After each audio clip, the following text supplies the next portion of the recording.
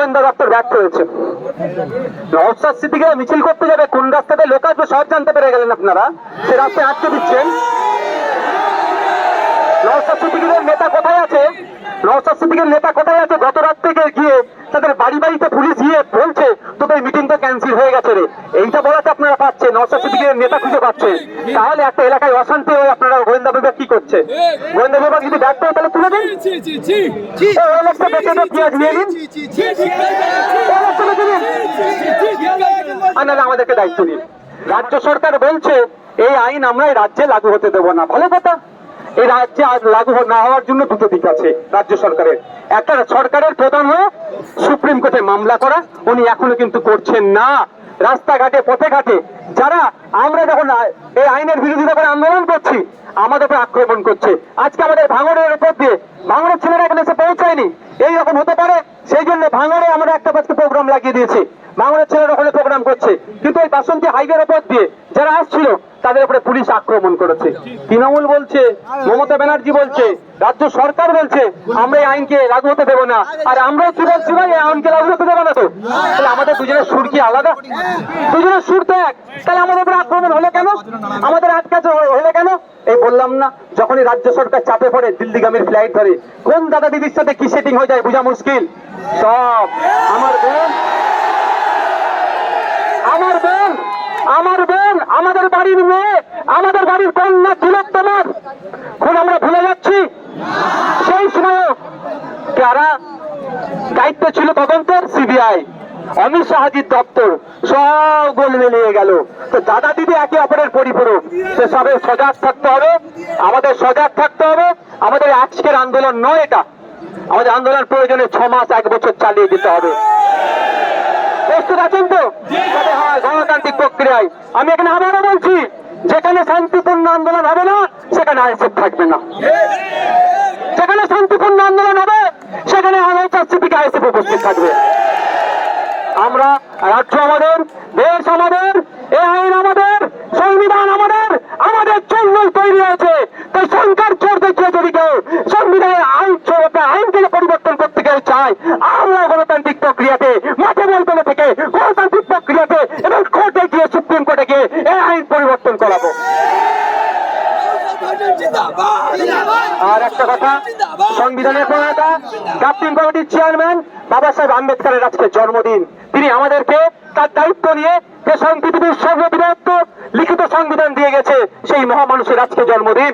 আজকে আমাদের Indian secular ফ্রন্টের পক্ষ থেকে তাকে আমরা বিনম্র শ্রদ্ধা জানাচ্ছি এবং তার দেখানো পথকে, তার আদর্শকে, বিভিন্ন মানুষের যে মহামানুষের আদর্শকে নিয়ে আমরা এগিয়ে যাই, তাদের মধ্যে একজন হচ্ছে বাবা সাহেব আম্বেদকর। আপনাদের বলবো, সংবিধান বাড়িতে রাখুন, সংবিধান পড়ুন, আর্টিকেল গুলো দেখুন, অনুচ্ছেদ গুলো দেখুন, তাহলে আপনার অধিকার কেউ কেড়ে নিতে পারবে না। এটা যুক্তরাষ্ট্র ওখানে দাঁড়ান, যুক্তরাষ্ট্র পরিকাঠামোতে আঘাত দিচ্ছে, শুধুমাত্র মুসলিমদের অধিকার নয়, সংবিধানের উপর আঘাত দিচ্ছে, যুক্তরাষ্ট্র পরিকাঠামোর উপর আঘাত দিচ্ছে। এটা আমরা কোনোদিন মেনে নেব না। তাই আমাদের লক্ষ্য হবে সংবিধানকে বাঁচানোর জন্য, যুক্তরাষ্ট্রকে বাঁচানো, যুক্তরাষ্ট্র পরিকাঠামোকে বাঁচানোর জন্য আমাদের এই লড়াই একসাথে লড়তে হবে। আমি একটা কথা বলে শেষ করে দেবো, একটা কথা বলে শেষ করো। আমার পাশে কি আছে বলুন? বিশ্বজিৎ মাইতি। আমার পাশে কি আছে? লক্ষ্মীকান্ত হাসদা। আমার পাশে কি আছে? সাবির বাবু আছে। আমার পাশে বিহারুল আছে, আমার পাশে কুতুব ভাই আছে, আমাদের নাসির সাহেব, শাহাবুদ্দিন সিরাজি, আরো যারা আছে, আমার অনির্বাণ দা আছে, আরো নেতৃত্বরা আছে। তাপস দ্বারা সব মানে কোথায় ভিড় সাথে অনেকে উঠতে পারেনি। কেন এরা একসাথে আছে? যদি এটা মুসলমানদের সমস্যা হতো একসাথে থাকতো?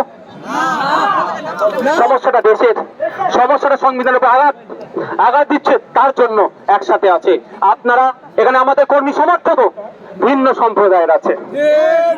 মমতা ব্যানার্জির ওই জন্যই তো ভয়, শুভেন্দু বাবুর ওই জন্যই ভয়। শুভেন্দু বাবু, মমতা ব্যানার্জিরা চাইছেন এটাকে মুসলিমদের ইস্যু করে দিতে, আর আইএসএফ বলছে ভুল ইস্যু তৈরি করলে ভাই তোমাকে আমরা বাইনারি আমরা খেলতে দেব না। এটা মুসলমানের শুধু ইস্যু নয়, এটা নাগরিক ইস্যু। আগামী দিনে দেবত্ব সম্পত্তি গুলোকে এরা খাবে। আগামী দিনে এরা শিখ ভাইদের গুরুদুয়ারা যে সম্পত্তি আছে লুটে নিতে পারে। আগামী দিনে চারটে সম্পত্তিরা লুটে নিতে পারে। আমাদেরকে ঐক্যবদ্ধ হতে হবে, লুটে নিতে পারে। তাই বলবো আপনাদেরকে, আমাদেরকে সজাগ সতর্ক থাকতে হবে, কারো প্রয়োজনে পা দেবেন না। মনে আজকের মিছিল এখানেই আমাদের বাবা সাহেব আম্বেদকরের মূর্তিতে যাওয়ার কথা ছিল, কিন্তু সবই তো বুঝতে পারছেন সাপ হয়ে কামড়াচ্ছে আর ওজা হয়ে ঝাড়ছে। বলছে মহতাবকে আটকাবো, কিন্তু এখানে আমাদেরকে আসতে দিচ্ছে না। যাক, সবার শেষে ভাই একটা অস্ত্র আমাদের কাছে রাখতে হবে। অস্ত্রটার নাম কি জানেন? অস্ত্রটার নাম কি বলুন তো? ডান্ডা লাগবে না, ডান্ডা লাগবে না, এইটাকে ঠিক করুন, এটাকে ঠিক করুন। কিন্তু দুর্ভাগ্যের বিষয়, এটা ঠিক করার জায়গাটাই রাজ্য সরকার শেষ করে দিচ্ছে। 8,000 শিক্ষা প্রতিষ্ঠান বন্ধ হতে চলেছে, মাদ্রাসাগুলোতে টিউশন নেই, স্কুলগুলোতে টিচার নেই। যদিও কিছু টিচার নিয়োগ হয়েছিল, অবৈধ পন্থা অবলম্বন করে নিয়োগ করে বাতিল হয়ে গেছে। শিক্ষক নিয়োগ করতে হবে, যোগ্যদেরকে স্কুলে পৌঁছাতে হবে, জঙ্গলে জঙ্গলের অধিকার ফিরিয়ে দিতে হবে। দলিত আদিবাসী সার্টিফিকেট নেই না, যে নোংরামি করা হচ্ছে সেগুলো বন্ধ করতে হবে। পরিশেষে আবারও বলছি, রাজ্য পুলিশের ডিজি বলছেন শামসেরগঞ্জ অর্থ এলাকায় শান্তি ফিরে এসেছে। ওয়েল এন্ড গুড, ওনার কথাকে সমর্থন জানিয়ে বলছি, আমরাও চাই শান্তি ফিরে আসুক। কিন্তু তেমন শান্তি ফিরে আসছে তখনই হবে যখন মন্দিরের ঘন্টাটা শামসেরগঞ্জে ঠিকঠাক বাজবে, যখন মসজিদের আজানটা ঠিকঠাক হবে শামসেরগঞ্জে, তখনই জানবো শান্তি ফিরে এসেছে। যখন আমি বলবো শামসেরগঞ্জের এক মুসলিম নানা বলতে পারে রাতের ডুপ্লিকেট ড্রেস পরেছে, অত্যাচার চালিয়েছে, বা প্রশাসনের ড্রেস পরেছে, অত্যাচার চালিয়েছি, এটা বলা যখন বন্ধ হবে তখনই জানবো শান্তি ফিরে এসেছে। তখনই আমি জানবো শান্তি ফিরে এসেছে যখন বৈষ্ণবনগরে যারা গিয়েছে তারা নাকি তাদের অভিযোগ তাদের উপরে অত্যাচার হয়েছে, বৈষ্ণবনগর থেকে তারা তাদের মাতৃভূমিতে যখন ফিরে আসবে তখন অস্বস্তিকে স্বীকার করবে শান্তি ফিরে এসেছে। এটা একটা সরকারের কাছে আমি বলে রাখলাম, অবিলম্বে মন্দির মসজিদে আপনার ঘন্টা থেকে আজান যাতে দ্রুত হয় তার ব্যবস্থা হোক, এবং সাথে সাথে আমাদের যার ভাইয়েরা ক্ষতিগ্রস্ত হয়েছে রাজ্য সরকার দায়িত্ব নিয়ে তাদের ক্ষতিপূরণ করুক। কেন বললাম গোয়েন্দা দপ্তর ব্যর্থ হয়েছে। নওশাদ সিদ্দিকী মিছিল করতে যাবে, কোন রাস্তাতে লোক আসবে সব জানতে পেরে গেলেন আপনারা, সে রাস্তায় আটকে দিচ্ছেন। নওশাদ সিদ্দিকীর নেতা কোথায় আছে? নওশাদ সিদ্দিকীর নেতা কোথায় আছে? গত রাত থেকে গিয়ে তাদের বাড়ি বাড়িতে পুলিশ গিয়ে বলছে তোদের মিটিং তো ক্যান্সেল হয়ে গেছে রে, এইটা বলাতে আপনারা পাচ্ছেন, নওশাদ সিদ্দিকীর নেতা খুঁজে পাচ্ছে। তাহলে একটা এলাকায় অশান্তি হয়ে আপনারা গোয়েন্দা বিভাগ কি করছে? গোয়েন্দা বিভাগ যদি ব্যর্থ হয় তাহলে তুলে দিন, পেঁয়াজ নিয়ে নিন, আর নাহলে আমাদেরকে দায়িত্ব দিন। আমার পুলিশ, বেঙ্গল পুলিশ, আমার ক্যালকাটা পুলিশ সাফিসিয়েন্ট না থাকলেও ভ্যাকান্সি প্রচুর, বেচারীদেরকে 16 ঘন্টা 18 ঘন্টা ডিউটি করতে হচ্ছে, তার বিরুদ্ধেও আমরা বেচারীদেরকে দিয়ে দিচ্ছি না ঠিকঠাক, তার বিরুদ্ধে বিধানসভায় আমি বারবার সোচ্চাচ্ছি দিয়া হোক দিয়ে।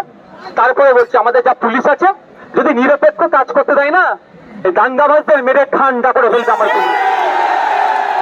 আমাদের পুলিশ, ক্যালকাটা পুলিশ, আমাদের বেঙ্গল পুলিশ, আমাদের গর্ব। কিন্তু দুর্ভাগ্যের বিষয় রাজনীতিকরণ হয়ে যাচ্ছে, ফলে দাঙ্গাবাজদের জন্য লাঠিটা পেছন দিকে রাখছে, আর যারা সংবিধানকে প্রতিষ্ঠা করার চেষ্টা করছে, সংবিধানের আক্রমণ হচ্ছে, যাগুলোকে আটকানোর চেষ্টা করছে তার বেলায় লাঠি তুলছে। বন্ধুগণ, এর জবাব আমরা কবে দেবো? গণতান্ত্রিক প্রক্রিয়াতে। এই আন্দোলন শুধু 2026কে সামনে রেখে নয়, এই আন্দোলন 6 মাস 1 বছর চললে অসুবিধা হবে কারণ? আগামী দিনে কলকাতায় আমরা অবস্থান বিক্ষোভ করবো, শান্তিপূর্ণ অবস্থা আসবেন। আজকে এখানে বক্তব্য এখানে শেষ করছি। যেমন আপনারা শান্তিপূর্ণ ভাবে কারো প্ররোচনায় পা না দিয়ে পুলিশ আক্রমণ করলো, আমাদের মাথা ফাটিয়ে দিল, তারপরেও আমরা নির্দ্বিধায় পুলিশের মার খেলাম, কিন্তু পুলিশের দিকে আমরা তেড়ে গেলাম না। এটা আইএসএফের আদর্শ। ঠিক একইভাবে আপনারা শান্তিপূর্ণ ভাবে এখান থেকে বিদায় নেবেন। আমি ধন্যবাদ জানাই ক্যালকাটা পুলিশের এখানকার যারা ঊর্ধ্বতন কর্তা ছিল এবং কনস্টেবল থেকে শুরু করে প্রত্যেকটা কর্তাদেরকে, তারা আমাদেরকে যতটা হলেও সহযোগিতা করেছে এই খেলে। আর ওখানে যারা আমাদের উপর আক্রমণ করেছে তাদেরকে ধিক্কার জানাই, তাদের কিন্তু হিসাব গণতান্ত্রিক প্রক্রিয়া আমরা বুঝে নেব। আজকের ওই জায়গা থেকে আমাদের সর্বপ্রথম দাবি কি হতে পারে? সর্বপ্রথম আমাদের দাবি শামসেরগঞ্জ বা ধুলিয়ান থেকে নাকি আমার প্রতিবেশী, আমার কিছু ভাই প্রাণের ভয়ে নাকি পালিয়ে নাকি তাদের উপরে অত্যাচার হচ্ছে, তারা বৈষ্ণবনগরে গিয়ে আশ্রয় নিয়েছে।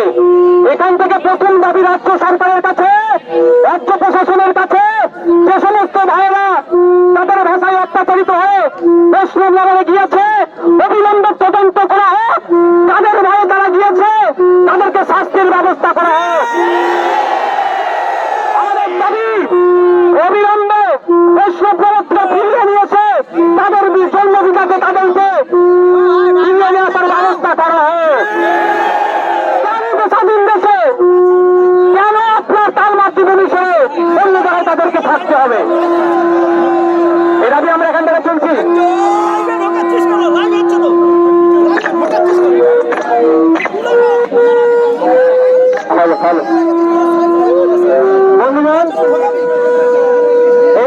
আমাদের করার ছিল বাবা সাহেব আম্বেদকর স্ট্যাচুর।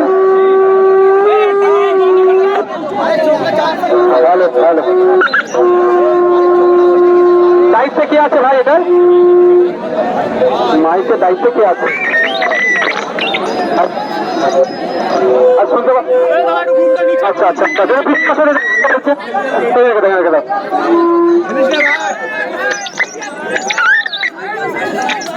হ্যালো হ্যালো কি হলো ভাই?